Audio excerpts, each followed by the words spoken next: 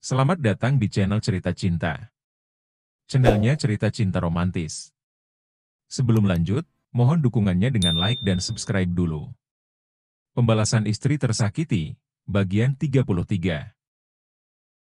Tepat di pertigaan. Sebuah mobil melaju dari arah belakang, sehingga motor yang ditumpangi Aiman bagian belakangnya tersenggol. Bruk! Sepeda motor yang ditumpangi Aiman terjatuh, dan sampai ada bagian yang pecah. Kaki kanan Aiman tertimpa motor. Aiman dibawa ke pinggir jalan bersama motornya, agar tidak menghalangi pengguna jalan lain yang akan lewat. Au! Ringis Aiman memegang kaki kanannya. Terima kasih sudah membantu, ucap Aiman pada orang-orang yang membantunya. Lain kali hati-hati, Mas. Di sini banyak kejadian yang kayak gini, ucap pengendara yang masih memakai helmnya. Iya, terima kasih semuanya, balas Aiman singkat. Masnya mau kemana? Biar saya anterin, kasihan kakinya sakit tuh kayaknya. Ucap pengendara lain memberi tawaran pada Aiman, dia merasa kasihan karena Aiman meringis memegangi kakinya. Akhirnya Aiman ikut bersama orang yang menolong. Ia meninggalkan motor Sandi di tempat kejadian, karena sudah meminta Sandi untuk menghubungi pihak bengkel. Beberapa saat kemudian, Aiman sudah sampai di rumah Laras. Sebelum turun, Aiman sudah membuka dompetnya, dan mengeluarkan beberapa lembar uang berwarna merah, yang akan diberikan kepada orang yang sudah menolongnya. Mas, ini ada rezeki dari saya. Hitung-hitung sebagai balasan, karena Mas sudah mau membantu saya, diterima ya. Ucap Aiman, seraya menempelkan telapak tangannya ke telapak tangan orang yang membantunya. Beberapa kali orang itu menolak, tetapi Aiman tidak mau kalah, dia memasukkan uangnya ke dalam saku pria tersebut. Pria itu pun berterima kasih pada Aiman. Jika dihitung, uang cash yang berada di dalam dompet Aiman jumlahnya cukup banyak, yaitu sekitar 3 juta, dan itu diberikan semuanya pada pria yang membantunya. Aduh, Aden. Kenapa bajunya kotor begini? Mari masuk, Bu Laras lagi di kamar langit, Den. Seraya memberikan pertanyaan, tak lupa juga Mbok Wati mengajak Aiman masuk. Mbok, di sini ada tukang urut gak? Kayaknya kaki saya bermasalah deh, tapi jangan bilang ke Laras ya. Tanya Aiman meringis. Ada, Den. Nanti Mbok panggil Mang Rohmat ya, katanya dia spesialis urut gitu. Jawab Mbok Wati.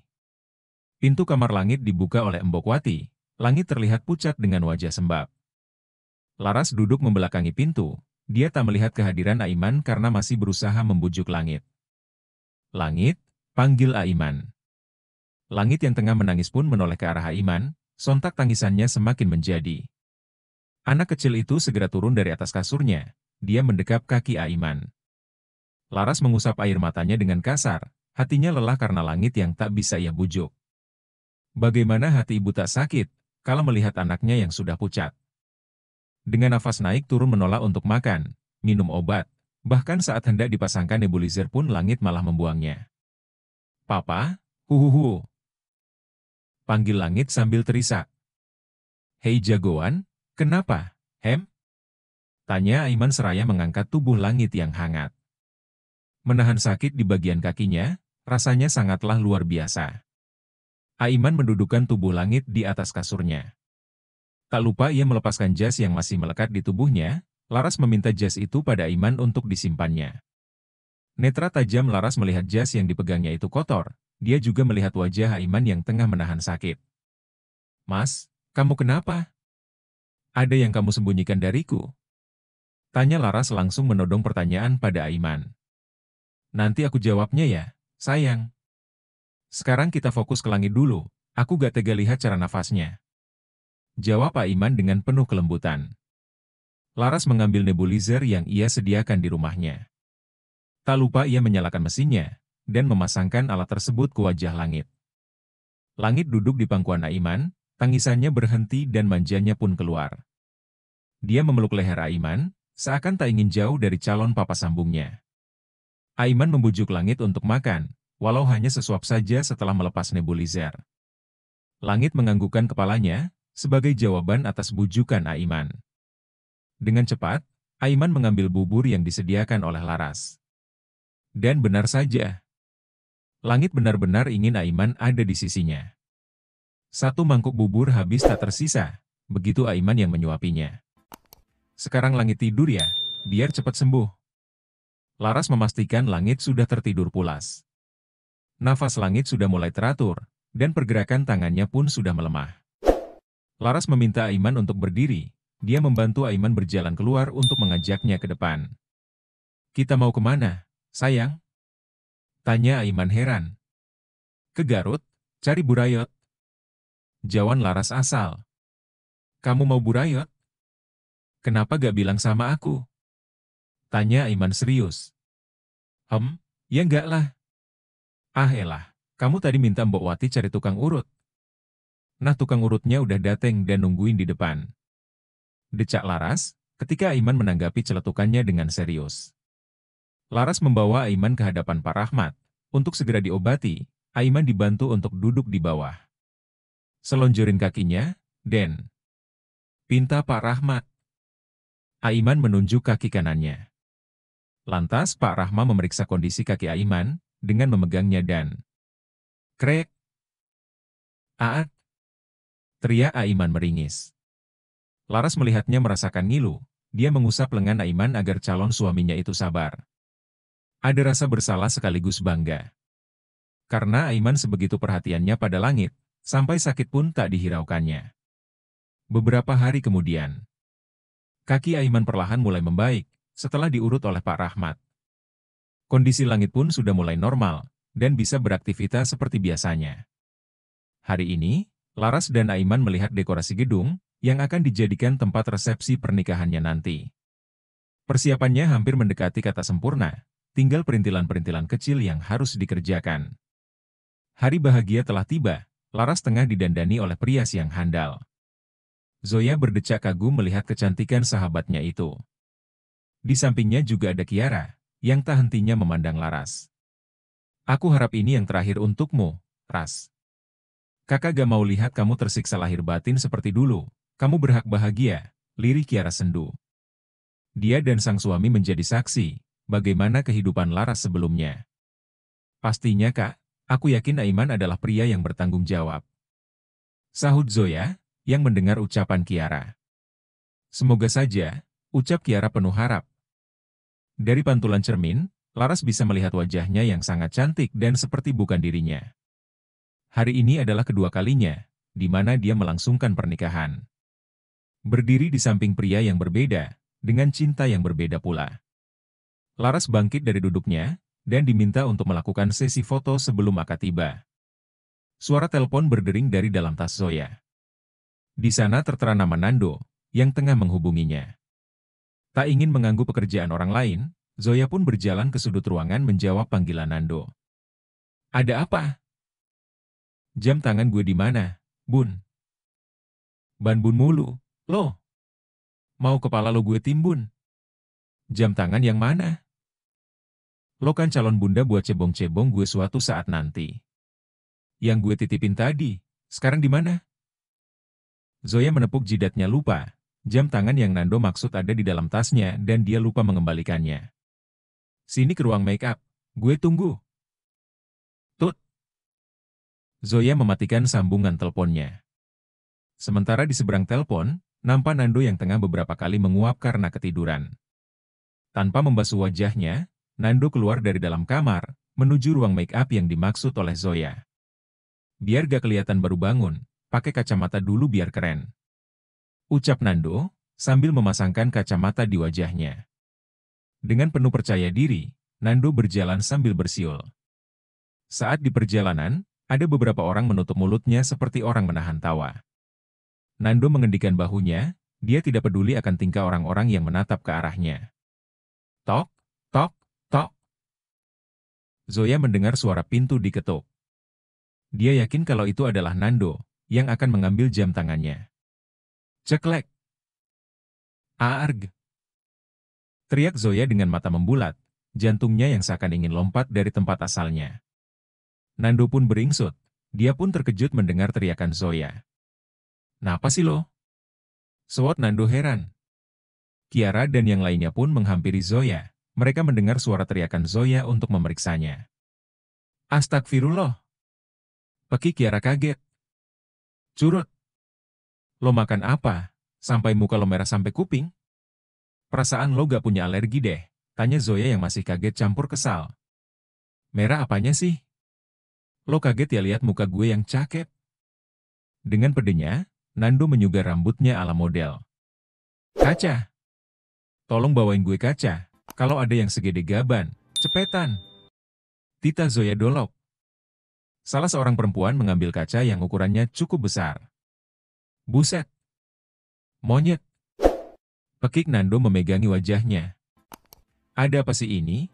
Kok ribut-ribut? Tanya Laras, menerobos kerumunan orang di depan pintu. Laras memegangi dadanya, begitu melihat wajah Nando yang amburadul, dan sedetik kemudian tertawa melihatnya. Hahaha, Zoya cari calon suami yang bener deh. Tahu Laras ngakak. Zoya menarik tangan Nando pergi, dia membawa Nando menuju kamar mandi. Sikat tuh muka biar kinclong, atau mau gue guyur pakai ember?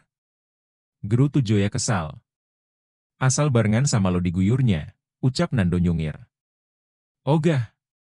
Teriak Zoya sambil berjalan meninggalkan Nando.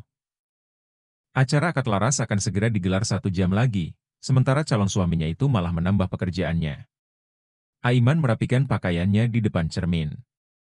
Sama seperti Laras, dirinya pun akan menikahi perempuan untuk kedua kalinya. Raut wajah bahagia terpancar jelas di matanya, Fatih menghampiri Aiman dengan menepuk pundaknya. Ada rasa bangga di dalam diri Fatih, melihat adiknya yang mau memulai lembaran baru. Tidak seperti dirinya, yang butuh waktu lama untuk pulih dari rasa sakitnya. Sudah siap? Tanya Fatih. Bismillah. Siap Kak, jawab Aiman dengan yakin. Ayo. Nina dan Elsa sudah menunggu di bawah, ajak Fatih. Apa Nina baik-baik saja Kak? Bagaimana dengan kandungannya?